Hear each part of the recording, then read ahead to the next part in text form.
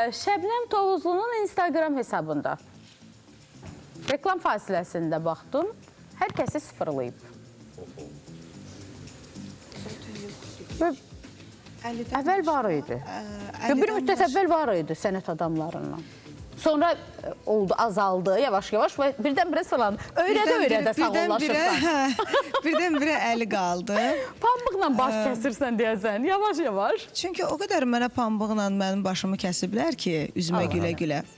Ona görə mən artıq demək olar ki, son illər elə mən də pambıqla baş kəsməyə başlamışam, gülə-gülə. Çünki mən o qədər səmimi olduqca, dobro olduqca,